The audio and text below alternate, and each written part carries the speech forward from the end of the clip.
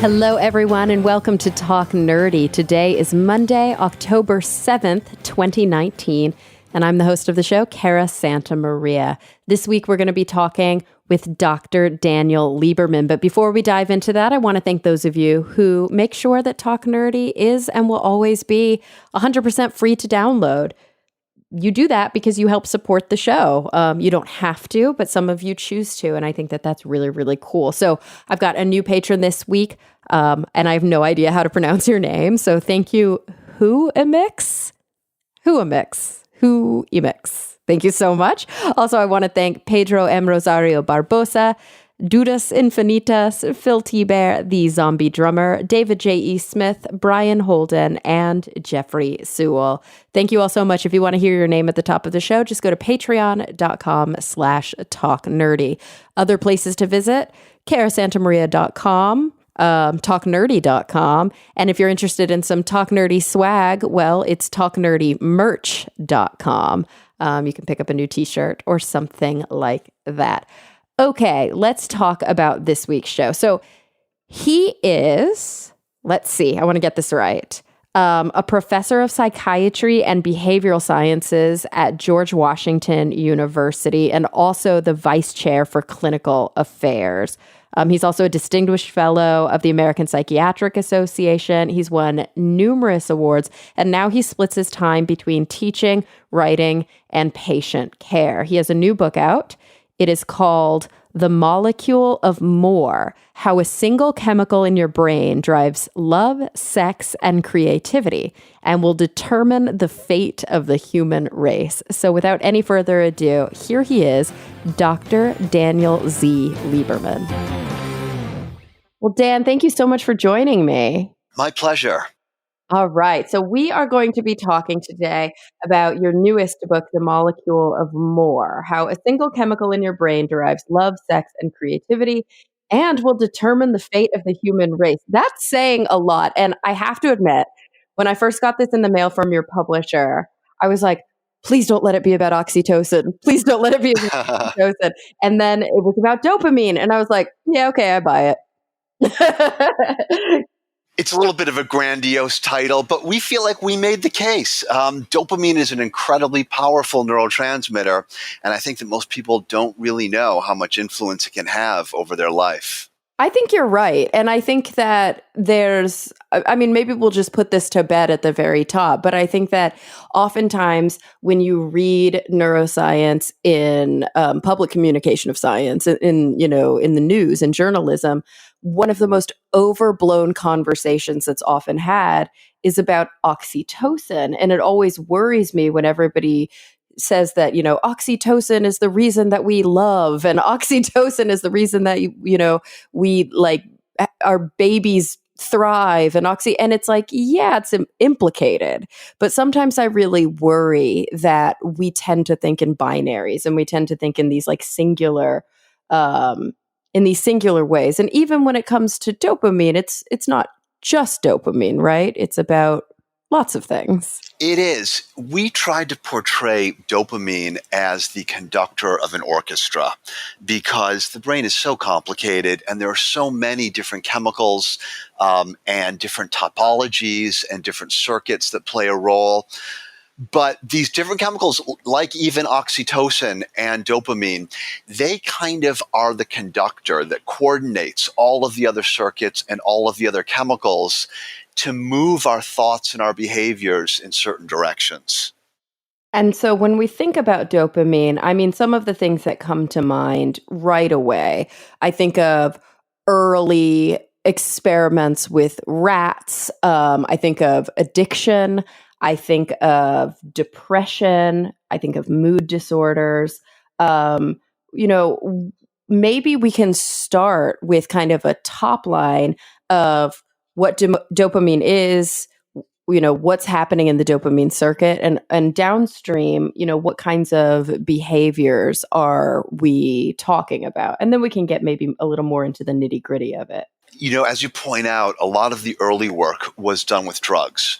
And it was discovered that really all drugs that have addiction potential had one thing in common. and that was that they increased the activity of dopamine, which was surprising because if you see someone who's intoxicated on marijuana, alcohol, cocaine, they look very different. And to find out that although they do have very different effects in other parts of the brain, they've got this final common pathway of increasing dopamine, it was a surprise. And it was discovered that, in fact, it was the dopamine that was leading people to engage in compulsive use. And it looked like what was going on was it was essentially hijacking an incredibly influential survival circuit to trick the brain into thinking that using the drugs was essentially essential for a person's survival, which is why drugs can be so compelling. And based on that, dopamine got the reputation of being the reward molecule because it feels so good when you do pro-survival activities like eating when you're hungry, drinking when you're thirsty, having sex, winning competitions. And drugs were mimicking this, but turning it up to 11, so to speak. And now it's gotten to be such kind of a well-known thing, like even in the general public, even among people who have never taken a single psychology, psychiatry, neuroscience class, that they'll talk about picking up their phones and feeling, quote unquote, a rush of dopamine. Like that's become common vernacular. It really has, yes. And one of the things we wanted to do in the book was to take it beyond that, take it beyond the molecule of pleasure and reward, and show that it actually does a lot more, all of which is related to pleasure and reward, but departs in some very interesting ways. And so what are some of those, those more things? Because of course, pleasure and reward, that's a lot when it comes down to motivation, when it comes down to life-sustaining activities. I mean, a lot of our behavior is made up of pleasure and reward or the lack thereof. So, like, what else is there? Well, the big thing is that it turns out that only unexpected rewards trigger dopamine. One of the examples we gave in the book was walking down the street and suddenly coming upon a new bakery. And you know how that feels. That's always an enormous thrill. And part of the reason it's a thrill is because it's a new bakery. You've never seen it before. And as a result, it was totally unexpected. If you go in and you have a fantastic cup of dark roast coffee, a flaky croissant, it's going to release a lot of dopamine because it's a new experience. But if you decide you're going to go there every day for breakfast, you can imagine what's going to happen after, let's say, 2 weeks.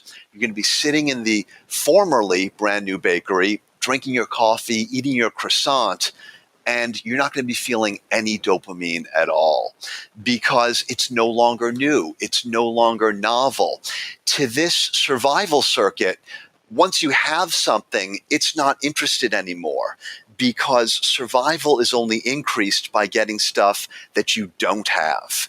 And if you want to appreciate the things you do have, dopamine is not going to do it for you. You need to shift down to a different collection of neurotransmitters. Okay, so that kind of raises two questions. The first one is, how does it know? Is this a function? I mean, with the drugs, it's really straightforward, right? You take more of a drug, and you need more of a drug to have the same kind of level of dopamine, and that has to do with how many receptors it's binding, and it has to do with how irreversible that binding is. But with like behaviors, how does it know? How does it know the difference between novelty and, I guess, comfort or, exposure? And on the flip side of that, the other question is, what are those other molecules that start to sort of take over? Right. Yeah. So, my wife needs a new phone. She does photography. She's been dragging around a giant SLR, and she wants a phone with a really good camera on it so that she doesn't have to drag the big camera around anymore. So I've been doing some research, and I've really been enjoying it. It's kind of a geeky thing to do, comparing stats and everything, because my brain knows that I don't have this phone. And if I get the phone, it's going to make my life better by making my wife happy. And so my brain is anticipating this improvement in my life. Once I actually get this phone and give it to her, my brain is going to know, all right, we've got this. And to be honest, I'm probably going to completely lose interest in it because my brain is going to be on to the next thing. It's sort of like when you go shopping. It's all exciting being there in the clothes store, looking at all the kinds of things you could have, using your imagination on how it would make you feel. But then when you bring it home and it's a week later and it's in your closet, you kind of don't care about it anymore. So your brain knows. It knows what you have. It knows what you don't have. And it uses separate chemicals and separate circuits to process each of them. And dopamine is the one that gives us the excitement, but only about the things that we don't have. Now, it's not as easy to appreciate the things that you do have as it is to anticipate pleasures that you're looking forward to. I don't know if you've ever heard the expression, to travel hopefully is better than to arrive. That makes sense. And it also really kind of, I think, explains why we have to, quote, keep up with the Joneses. Yeah, that's exactly right. Yeah. So in order to appreciate the things you have, you've got to step away from thinking about the future, thinking about how you can make tomorrow better than today, and try to live in the present moment, in the here and now. And a lot of that is going to involve circuits that process sensory information, not what you're imagining might happen, but what you're experiencing, what you're seeing, tasting, touching, hearing in the present moment. And it sounds simple, but if you try to do it, it's actually hard. I think that for most of us in a modern Western culture, we've become a little bit too involved with our dopamine circuits, and we neglect what's going on in the present that's all around us. So, that really harkens, as somebody whose background, my academic background historically was neuroscience, and then now I'm in clinical psychology, which is different from psychiatry. I'd actually like to get into that here in a little bit. We'll take a little bit of a departure from the book, but one of the hottest kind of areas of research right now is mindfulness research, and it sounds to me like what you're talking about is kind of utilizing more mindfulness techniques in your daily life. That's exactly right. In fact, since finishing this book, I've started to practice meditation and try to do mindfulness because it really made me aware of how much time I was spending imagining what might be, imagining how my life could be better rather than appreciating how good it is right now. And so I think you're exactly right that mindfulness is in some ways the antidote to dopaminergic excess, which I think most of us suffer from. And so obviously there are other neurotransmitters that are implicated in things like mood. And this is why, for example, I have, been diagnosed with major depressive disorder, moderate. That was the DSM-4 TR. I don't know what my DSM-5 diagnosis is. Probably the same. I think it's the same with that one. I think that one didn't change. But so, and I take citalopram. I take 20 milligrams a day, every day. It's a pure kind of straight SSRI, a selective serotonin reuptake inhibitor. When I was first working with my psychiatrist years and years and years ago, they tried me on an SNDRI, a selective serotonin, dopamine, norepinephrine reuptake inhibitor, and I felt like a insane person. Like it was not the right drug for me. It was very clear right away. And we don't have tests for these things. We can't just take a sample of somebody's blood and know what neurotransmitters they need kind of a little bit of help with.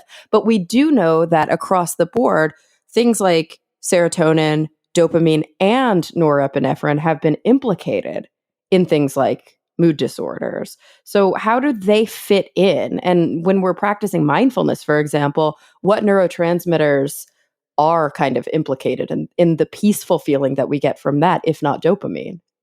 Mm-hmm. Yeah. Well, in the brain, serotonin and dopamine can work together, but in most situations, they tend to oppose one another. Dopamine tells us that things are not as good as they could be. Work hard, show motivation, because there are some wonderful pleasures just over the horizon. Serotonin, by contrast, tells us, hey, everything is A-okay right now. Sit back and enjoy the ride because things are pretty terrific. In the book, we write a story about a guy who came in who was very depressed, very anxious, constantly worrying. And I gave him an antidepressant very similar to the one that you're taking. And he got much better. He kind of went back to his happy, content, normal self. And then he said, hey, doc, let's just try a higher dose just for the fun of it to see what would happen. So I figured, all right, I'm a scientist. Let's do the experiment. And he stopped getting out of bed in the morning. And it wasn't because he was horribly depressed and didn't want to get out of bed. It was because everything was so great. There was no point in getting out of bed to change anything at all. So we dropped him back down to a more reasonable dose and he normalized. But yeah, basically serotonin tells us that everything's fine. So if I see someone with depression who is just feeling absolutely overwhelmed by the world, they get a flat tire and they want to commit suicide. The telephone rings and they're terrified who's going to be on the other line. I'm going to want to give them a serotonin antidepressant.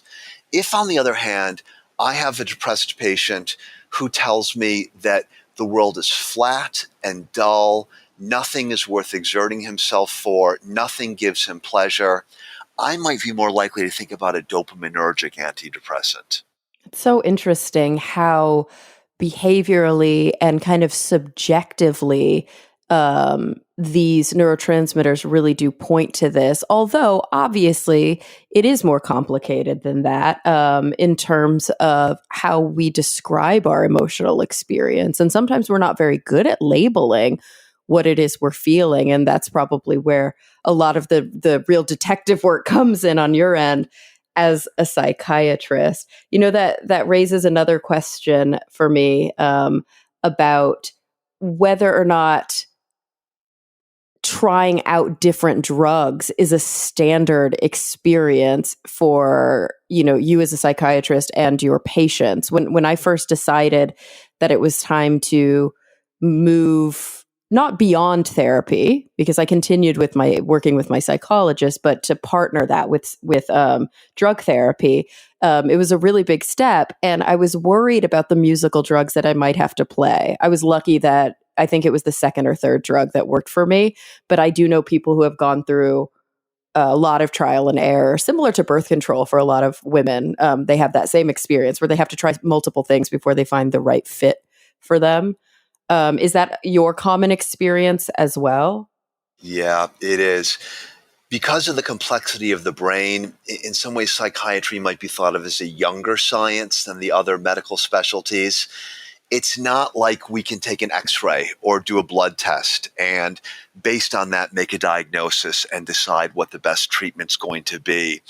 A lot of it is kind of a gut feeling on the part of the doctor, making a good diagnosis first, of course, which is, I think, can be called scientific, but then kind of making a gut feeling. And I always warn my patients that they need to be prepared for some trial and error or musical drugs, as you say. That's a great way of saying it. Studies show that about 30% of people who take a single antidepressant recover from their depression. 70% will recover if they try 5 different ones. Wow. So trying 2 or 3 is probably right down the middle. And as I'm sure you know, another challenge is that it takes a month to know whether you've got the right medication or not. Yeah, but sometimes it can take 2 days to know that it's the wrong medication. I'll tell you that. I guess that's right. Yes. For me, when I tried that SNDR or whatever the drug was, it was pretty, I mean, I didn't sleep and I immediately felt suicidal. Oh, wow. You know how they tell you sometimes that is one of the side effects and you think, you watch the drug commercials and you're like, oh, cool. And it was one of those. I really want to take that drug. Yeah. And it is an interesting experience to be on the side of that, to be on the receiving side of that and go, oh, this is what it feels like to have an overwhelming compulsion to end my life. Like I had struggled when I was a teenager with ideation and things like that, but I was feeling compulsions, which was a very strange experience for me. And as somebody who's always been interested in mental health, I had a curiosity around my own experience as well. But I will tell you one thing that was a positive, and maybe this is something that will help encourage people who are listening right now who have been maybe on the fence about whether or not they want to seek treatment. Because of course, I always advocate for seeking treatment, whatever treatment is right for you based on your conversations with your mental health professionals. I was a smoker at the time, and I quit smoking when I tried that first drug. It like completely made me not interested in cigarettes. It was very strange. And I assume that might be because of that dopamine component. I think it was probably Wellbutrin. I think it was a mix, or it had. Does that ring a bell? I think it was a mix. Yeah, definitely. Wellbutrin in it. Because I think it was a bit stronger, but yes, it definitely, I think, had that Wellbutrin effect on me, which is amazing. I had this, pure experience of like, cigarettes are not interesting to me. I have no desire. Wow. It can be a very strange experience taking medications that affect the brain. A lot of patients will say to me that they're just shocked what a little tiny pill can do. They say that for years and years and years, they've been going through life depressed, where everything looks dark. They're pessimistic, and they keep telling themselves, I need to exert willpower in order to overcome this way of looking at life. But they just can't do it. And then they take a pill, and a few weeks later, they're feeling terrific. And they say it makes them realize that, yes, the brain is the seat of the mind, and the mind may or may not be purely brain, but it certainly is a lot brain. And the idea that atoms and molecules can have such an intense effect on the way one experiences life can sometimes be a little unsettling.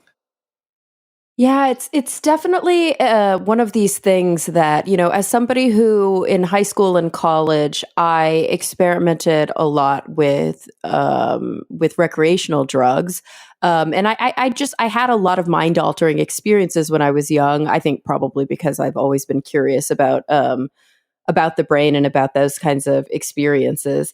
I think a lot of people don't realize that prescribed medications, especially psychoactive medications, are basically just better studied versions of street drugs. Like they're all drugs. They all do things to your brain and they make you have a different experience. These just happen to have a therapeutic benefit, and they've been well studied, and that's why we know that we can safely prescribe them. But so many people make a distinction in their mind that illicit drugs are drugs, but things your doctor gives you, that's medicine. And the truth is they're all drugs. I think that's true to some degree, but I would make a couple distinctions. Okay, good. One is yes. that essentially all street drugs, with the exception of the hallucinogens, do trigger dopamine. And so that means its use can become compulsive and can get out of control. So you pretty much never see people abusing antidepressants, and you never see right, yeah. And you never see people using cocaine therapeutically, and that's because it triggers different circuits in the brain. So there is a little bit of a difference. The other thing is that the effects of street drugs often lead to tolerance. That is, that in order to get what you're looking for, you have to use larger and larger amounts of the drug, which obviously gets you into trouble very, very quickly. Whereas psychiatric drugs, you can be taking the same dose for years or decades, and it will still work. Yeah, I've been on the same dose of citalopram for almost 10 years now, and I've never had to tweak the dose. The other thing about psychiatric drugs is when they're working the very, very best, people feel like they're not doing anything at all. Because totally, you feel sober. Yep, yeah, they don't make you high. They don't make you into a different person, and so a lot of people stop taking them because they think, well, I just feel normal, and then the depression comes back, and they go, oh yeah, this is actually pretty dramatic. That's in contrast to street drugs, which make you intoxicated. They make you feel and act very, very different. Yeah, and that, of course, distinction is being made between psychiatric drugs, psychotropic drugs that are prescribed for mood disorders, for psychotic disorders, things of that nature. Obviously, there's a whole other class of drugs like analgesics and things that are prescribed for, other medical issues that have some of the same concerns as street drugs do. Yeah, that's right. And we've seen the harm those analgesics can do if they're not prescribed carefully. Absolutely. Even if they are, sometimes there's a real potential there. So it is interesting, this kind of new world of, because it is very new, isn't it, of psychiatric treatment. When you think about it, what was it, the 1950s when Haldol was first developed and prescribed, that absolutely changed the landscape of how we treat severe mental illness in this country. It's true. And it's funny, we seem to go through bursts of innovation followed by fallow periods where not a lot gets done. I think we're sort of coming out of one of those periods of inactivity, and we're starting to see some exciting things come online. I don't know if you've heard much about ketamine, but this is a medication that seems to make depression go away very, very rapidly. You don't have to wait those 2 to 4 weeks as we do with the regular antidepressants. And then to me, one of the most exciting things is what we're learning about hallucinogens like psilocybin and LSD and MDMA, and the amazing things that can do when they're used very, very carefully.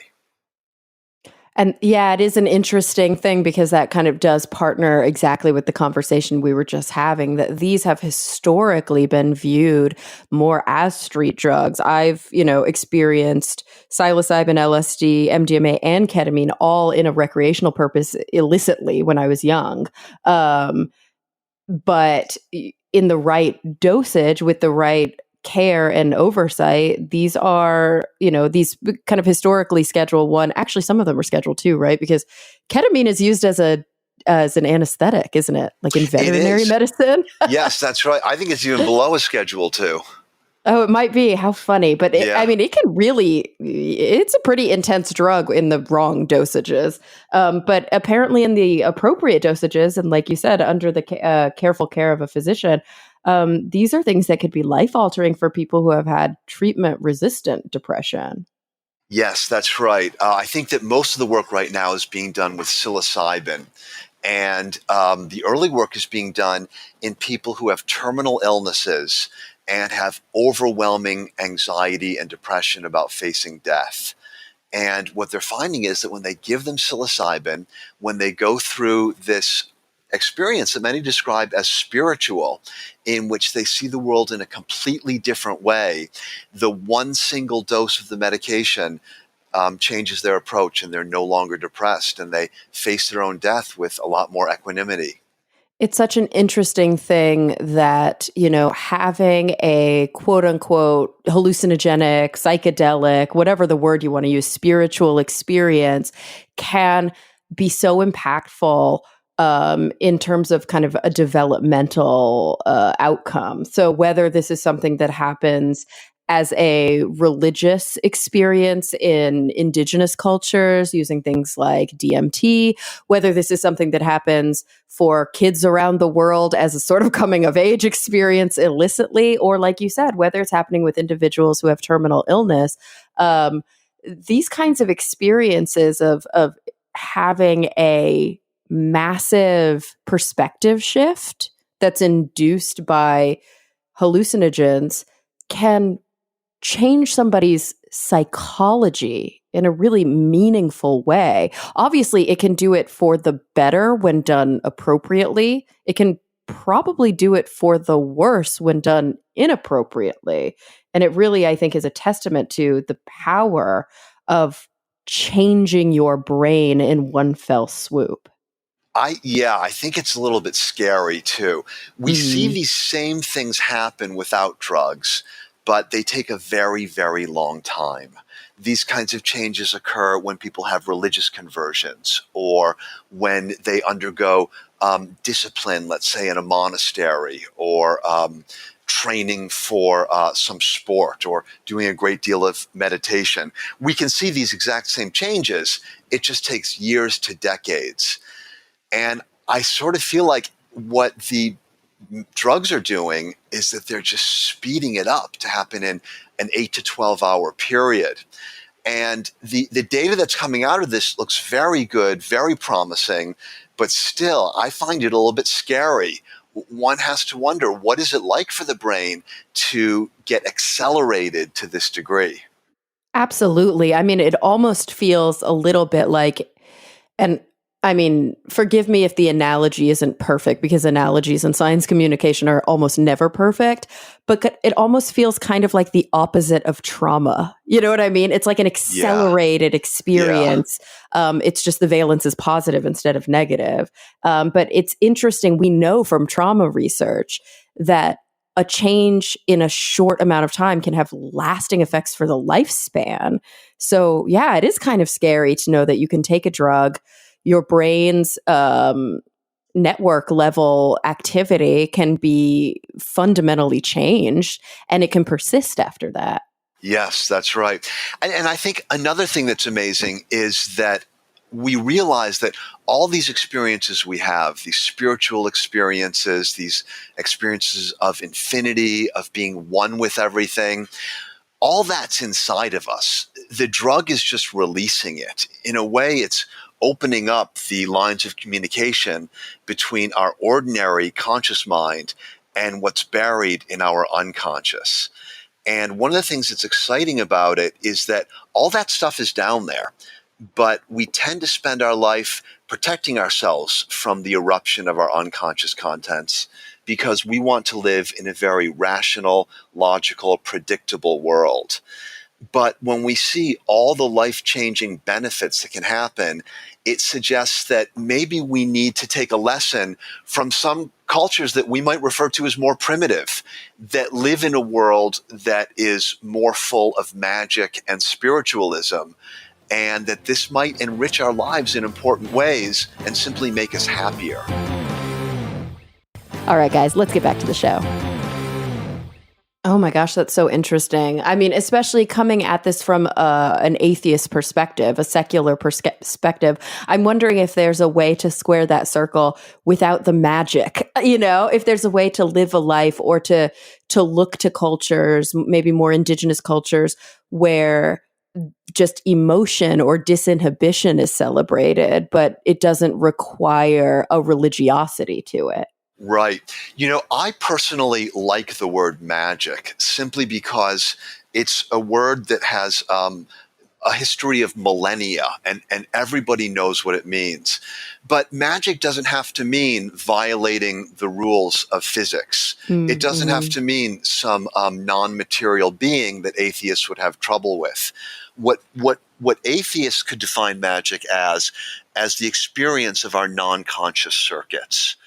That we see magic in the term in mythology, in fairy tales, in stories, in art, in drama, throughout history, which indicates that it is probably an essential part of the human psyche, and therefore we can actually find it in terms of physical brain circuits. But when we experience it, it feels like magic. Absolutely. It almost, to me, it harkens kind of a term that obviously this word has a very specific meaning in like molecular neuroscience, but it makes me think of like disinhibition, just kind of like letting yourself go, opening up. You know, when you have a pure kind of existential experience, and this is meaningful to me, it speaks to me because that's the orientation that I tend to, the lens that I tend to view the work that I'm doing in psychology through is existential psychotherapy. When you have these kind of deep existential experiences, you sort of do exactly what you're talking about. It's like an unfettered connection to maybe lower consciousness. I'm not sure that you can ever purely access the unconscious, but it's definitely the idea here is to not be concerned so much about what other people think or about what is supposed to be, and instead access this very authentic experience, which I think is probably what's happening on these, psychedelic drugs. Yes, I think that's absolutely right. Um, it's interesting. There's this concept called gerotranscendence, gero referring to geriatric, Hmm. that about 20% of the population as they age actually develop this kind of transcendence that's just what you describe. They become much less concerned about superficialities, about what other people think of them, about what they wear, about what they look like. And they become much more concerned with the authentic experience of life. They kind of get this sense that everything in the universe is one.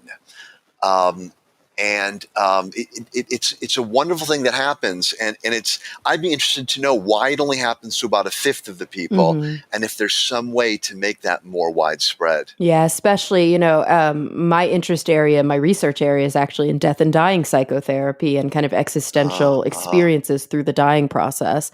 Um, and yeah, if you could tap into that gero transcendence in a way for individuals who are facing, their own mortality, I wonder if they might be able to die a more meaningful death, a more authentic death, and maybe a less anxiety laden death. And I suspect that's probably what the psilocybin is doing. Hmm. Um, these people who are experiencing this horrible anxiety, they're not the gerotranscendent ones. In fact, if we made a spectrum, they'd probably be the ones at the far, far other end of the spectrum.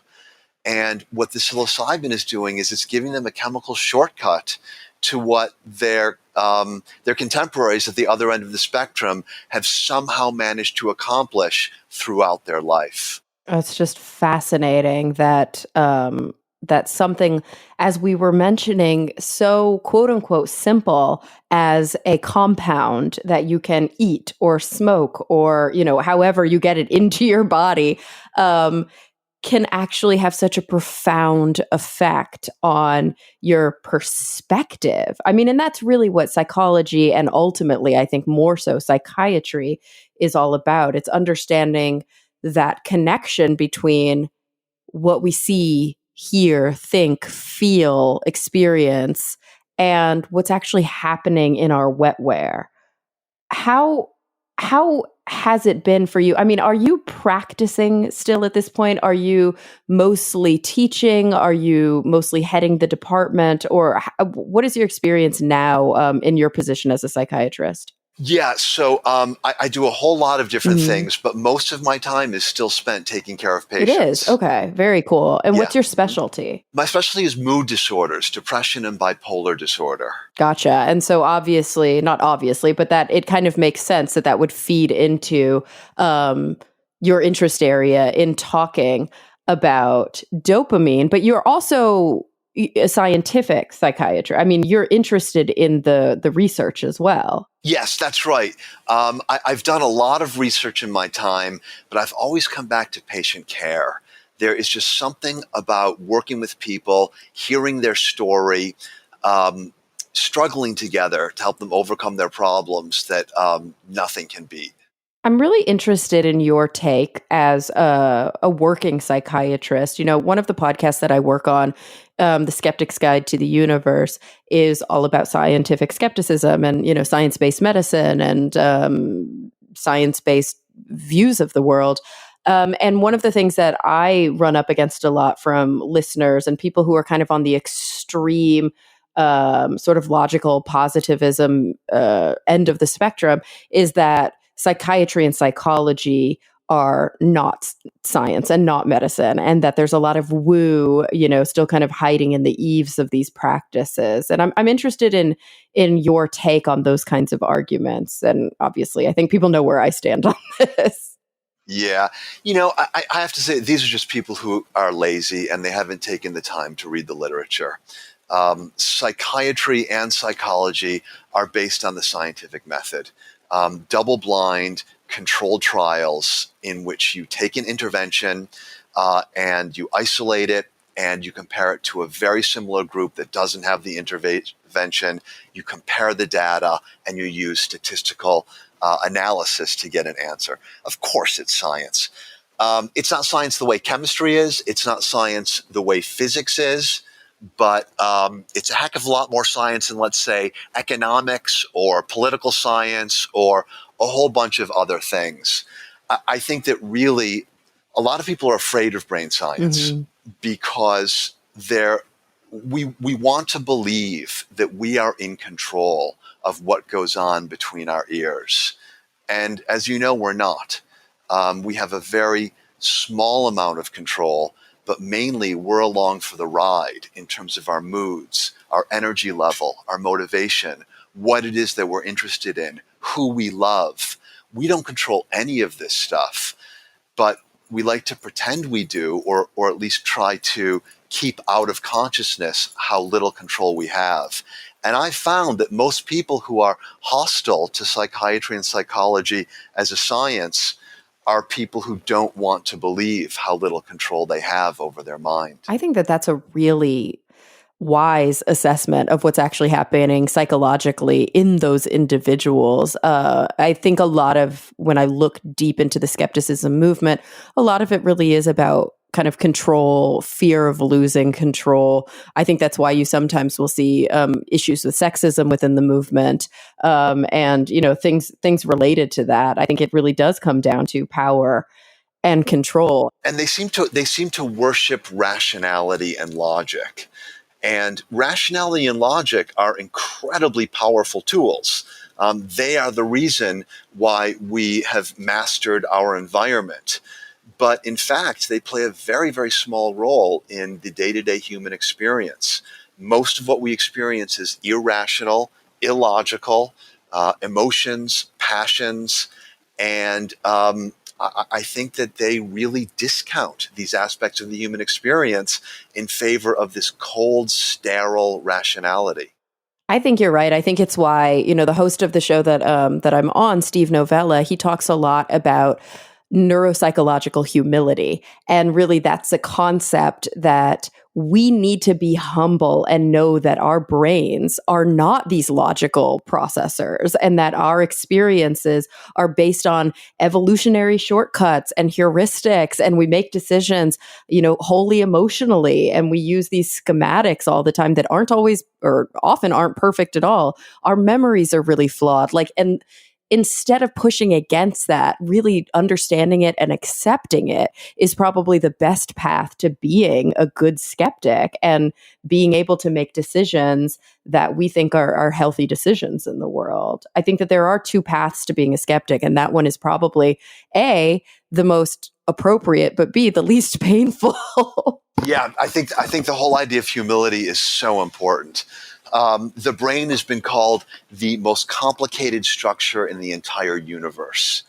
And we can learn certain things about it, but we've got to stay humble and realize that there's a whole lot more that we don't know compared to what we do know. Oh, absolutely. So speaking about, I want to come back to a couple of very specific things in the book. But before we do, I would love to hear a little bit about your kind of journey and your experience to psychiatry. Did you always know that this is what you wanted to study when you went to medical school? Did you have to decide between academic psychology and, medical psychiatry? Or did you go through the motions thinking you might be a surgeon or something, and then you found a love for this?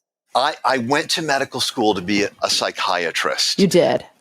Yeah, I did my undergraduate work at a very unique place called St. John's College.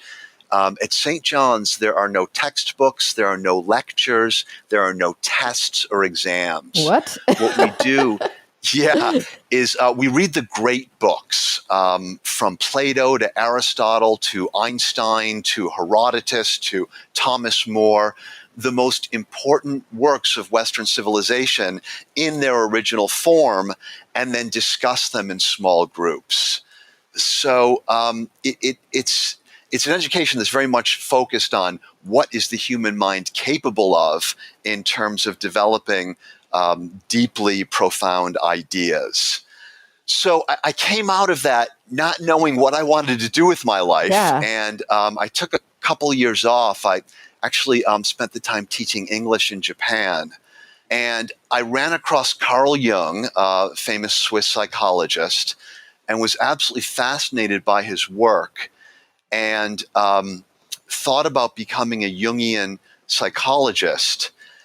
But then ultimately I decided to go to medical school. And the reason was that since high school, I did have a love for the hard sciences. And so I really wanted to keep one foot in biology and approach the mind from the perspective of the brain. So based on that, I decided to apply to medical school. I told them, hey, I'm coming here to be a psychiatrist. Made it a lot easier for me to get into medical school because not a lot of people present that way. And yeah, that's how I ended up where I am. Oh, it's so interesting. I mean, I think that I took a very different path, but I still had a similar kind of motivation for my path because my undergrad was psych, my master's was neuroscience. I worked as a neuroscientist for a while and then actually became a public communicator of science. I've been doing that for 10 years. Just recently decided to go back to school. So I'm like an old graduate student, which is always fun. But went back to my core roots, which is clinical psychology. So it's still got that practice component to it, but also maintains a bit of academic work. But I did feel the need to get my master's in neuroscience because I was concerned that psychological sciences you don't get enough biology and enough like of the molecular level stuff. And I think that all of those things feed in to paint a holistic picture. Yeah. And I think that also technology is moving forward so rapidly that I think a lot of the advances that we have seen in the last decades and that we're going to see are going to be on the neuroscience side. And the psychology side, we're clearly seeing advances. You know, we're seeing new psychotherapies. We are seeing the automation of psychotherapies using apps and computer programs. But really, it's the neuroscience that is taking us forward more than anything else. I agree. And I think that it takes kind of both sides, but I would actually agree with that. I think that, probably a holistic treatment for somebody who's really struggling, let's say with a mood disorder, for example, if appropriate for them, would be, innovative drug therapies or innovative, even like technological therapies like VR therapy we're seeing is making some big changes. But there's something really tried and true about talking to somebody about your problems. You know what I mean? And just being with a person who advocates for you, who's there for you wholly, and who you can trust and really dig deep with. And I don't know if that requires a lot of innovation. You know what? I think you're right. I think the innovation has taken place through evolution. That is, that we evolve to be able to connect to each other's psyches and bring about change. So many of my patients are in psychotherapy because the drugs help a lot, but a lot of times they don't bring patients to the finish line because, the drugs in some ways are blunt tools. We can correct an abnormal mood. We can make delusions and hallucinations go away. But drugs are not going to teach people how to live a good life. They're not going to teach people how to establish satisfying relationships or figure out how to excel within a career. So I agree that the psychotherapy part is still absolutely essential. Yeah. Or really, I think we're starting to learn too how much of kind of the human experience really is shaped by trauma.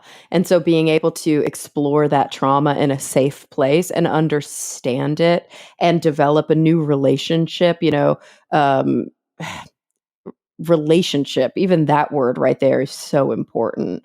Like, so much of who we are and what we do is only exists in the context of how we interact with other people. And I think sometimes we forget that because, especially Western culture, we were talking about, it's all about progress, progress, progress, and occupying our minds, but it's also all about independence and individuality. And I think just like the mindfulness movement is so important for being okay and being happy in the moment, we also really, I would love to see a shift towards understanding that our relationships with other people help to define who we are. I We're think just not that's that so true. culture. Yeah, right? Like it's just Yeah. it's not the American way. And that kind of bums me out. But speaking of kind of that sort of evolution of how we live our lives, you don't just talk about obviously depression. You don't just talk about drugs. That's what we started this conversation saying. You talk about the fact that dopamine is a driver of so much more than those things that we think of when we think of dopamine. So, like love, creativity, how does that compute? One of the fundamental things we talk about with dopamine is how the brain really divides the world into things that are within arm's reach and things that are outside of arm's reach. The technical term is the peripersonal, things you can possess, and the extrapersonal, things that are out there. And that the brain is divided along these lines, uses different circuits, different chemicals, and dopamine is really the one for the extrapersonal, things outside arm's reach. It sounds pretty simplistic, but it really covers a lot of ground. It's things that we desire, but we don't have. It's things that we're going to interact with in the future because anything that's out of arm's reach takes time to get. So dopamine is about the future. Within arm's reach, we use our senses. If something is far enough away in the dopaminergic realm, we can't see it, we can't hear it, we can only imagine it. And so dopamine circuits take care of abstract things like ideas of justice and beauty and things that don't exist. Once you broaden the understanding of dopamine to the peripersonal versus the extrapersonal, you can understand the role it plays in so many things. So, for example, with love, being in love may be the most intense experience that people have during their lifetimes. And it's very dopaminergic. It's very much about promising a better future. And when you're in love, you can never get enough of your beloved. You always want more, more, more, more, more. But this kind of passionate love doesn't last forever, as we all know. On average, it only lasts about 12 months. And then in order for it to continue, it's got to shift into a different kind of love called companionate love. That's a here and now peripersonal love. It's you've competed for this beloved person, you've won them, and now it's time to enjoy their company. And a lot of people don't get that. They think that once the passionate love fades, they're no longer interested in this person. And psychiatrists and psychologists all have patients who hop from one lover to another because they can't make the transition from the idealized perfection of passionate dopamine love to the realistic, down-to-earth, companionate love of the here and now circuits.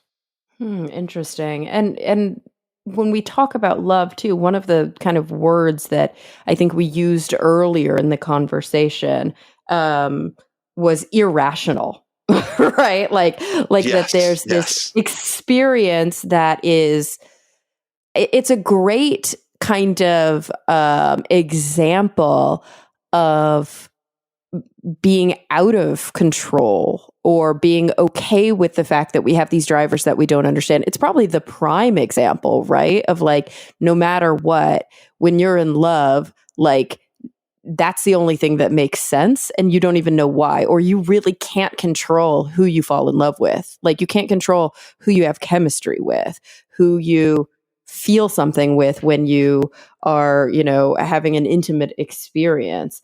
And even like scientifically, we haven't cracked that code yet. That's right. That's right. In classical societies, falling in love was thought of being possessed by a god because when people are in love, they're both more than human and less than human. They're more than human in the sense that sometimes they do incredible things like write poetry or music or paint pictures.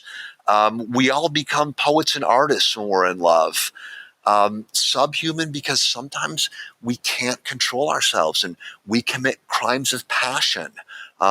Murders have been committed by people who are in love. And so it is a very ecstatic, potentially frightening experience. Absolutely. It's probably kind of the core of what we think of when we think of like irrational human behavior. And do you think that dopamine really is the fundamental neurotransmitter that's driving a lot of that? Yes, it is. And there have been scientific experiments that have shown that. Putting people who are in love in brain scanners compared to people who are in relationships that fall short of love. In fact, you can even compare the platelets, components in blood of people who are in love versus those who are not, and see differences between the two. So it truly is a biological and largely dopamine phenomenon. Oh, that's fascinating. You know, when you look at the subhead of your book, it talks about love, it talks about sex, it talks about creativity, and these are like really interesting kind of, especially with creativity research, like very kind of burgeoning areas of research. But also it says, and will determine the fate of the human race, which is a tall order. And so I would love to know, how does that connect to what you wrote about in the book about dopamine? How is dopamine going to determine the fate of the human race? Well, modern Western culture is very dopaminergic. We're all shopaholics. We want more stuff. We all spend too much time on our phone looking at social media because we want a hit of something new, new, new, new. Did I get a like? What did this person say? Am I missing out on something? And in some ways, we're kind of giving up control over our lives to constantly be pursuing these dopamine hits. And so in the book, we sketch out different ways that this could lead to the end of the world. And I can go through a few Absolutely. quickly. We could get nuclear Armageddon. Some person who wants more power, who wants to conquer the world, decides the best way to do it is by pushing the button and setting off a nuclear war. We can destroy the world through overconsumption by constantly building more buildings and consuming more things and using more energy. We can destroy our environment in such a way that it can no longer support human life. Another thing that we mention is what might be called sex technology. As you know, entrepreneurs are working on these robots that people are having sex with. And right now, they're extremely primitive. But if they follow the trajectory of other technologies, they're not going to be primitive forever. And the time may come when people actually prefer having sex with a perfect human-like doll as opposed to a very imperfect human being. And when that happens, there's going to be a lot less motivation for reproducing and having children, and we may simply die out as a species. Interesting. Yeah, I mean that is kind of a an extreme, but a perfectly reasonable concern, I think, especially if you follow Moore's law and you look at the way that other technologies have improved and evolved over time. Oh, that's fascinating. Yeah. I mean, if you look at Netflix, the more you watch it, the better it gets at Mhm. predicting what you will like. Imagine if you had a sex partner who was incredibly good at predicting what you will like, and its only purpose was to give you pleasure. It would be tough to turn that down in favor of a selfish, preoccupied, Absolutely. boring human being.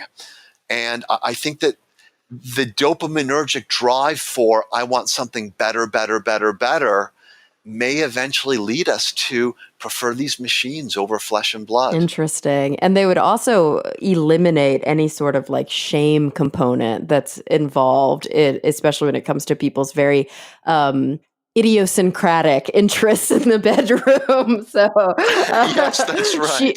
that The robot doesn't judge. exactly.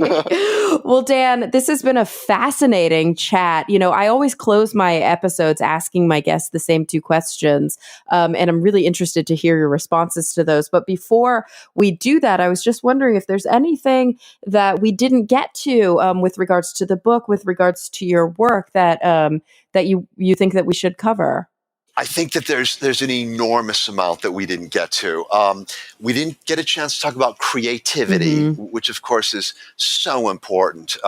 Creativity is what drives our economy. It's what drives culture. And in the book, we talk about how there's a big role of dopamine, and we actually connect it to mental illness. We talk about how the creative brain, in some ways, is like a high-performance sports car, capable of amazing things, but also vulnerable to lots of breakdowns. We didn't talk about politics. I think one of the chapters in the book that I had the most fun writing was about some of the neurochemical things that are going on when a person's political ideology is being determined. We like to think that we have certain political ideologies because we've thought through the issues in a logical, rational way. And that may be true to some degree, but in the book we explore ways in which brain chemistry shifts us even without our knowing it. So I think there's a lot more in the book. I wish we had more time to talk about it. Well, the good news is people can actually learn all of this if they just pick up a copy. So that would be the best book, way, wouldn't it? Yeah, read the book. It's called The Molecule of More. But before we do that, before I do the shilling part, let's talk about the last two questions. The two questions that I ask all of my guests and have been doing for the past 5 years now.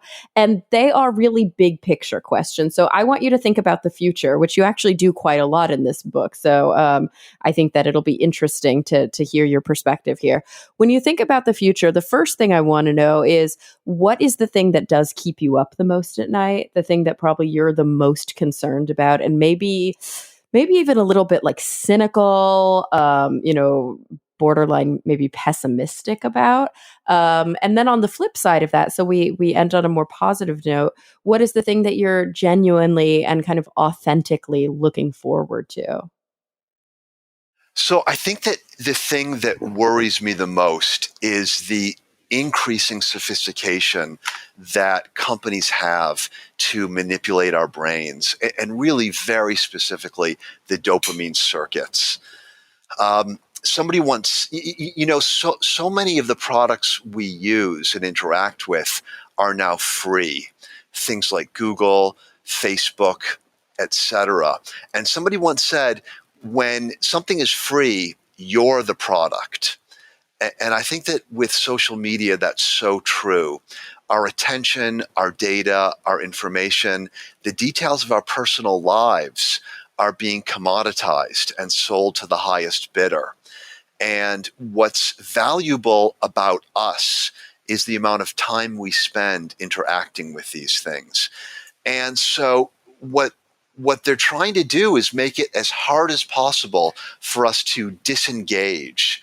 And they're doing it in ways that are so sophisticated that people are making voluntary choices every day to act against their best interests. We know that the more time you spend with screens, the more depressed you become. We know that the more time you spend walking out in nature, the happier you become. But people choose to interact with their screens rather than taking a walk in nature because of the sophistication of the technology that's controlling them. And that really frightens me. My hope, though, is that eventually people are going to figure it out. And there are signs that that's starting to happen. And people are going to say, no, this is exploitative. This is not good for my life. I'm going to break free. And I'm going to try to live a more genuine, authentic life among nature, among loved ones, having relationships, as you talked about, rather than with my eyes glued to the screen that's making me ever more depressed. Yeah, I really can't argue with that. Dan, thank you so much for joining me today. It's been an absolute pleasure. Guys, the book is The Molecule of More: How a Single Chemical in Your Brain Drives Love, Sex, and Creativity and Will Determine the Fate of the Human Race. Hint, hint, if you hadn't been listening for this past hour, it's dopamine. Thanks for joining me, Dan. It was an absolute pleasure. Thanks for having me. I had a great time. Of course, and everyone listening, thank you for coming back week after week. I'm really looking forward to the next time we all get together to talk nerdy.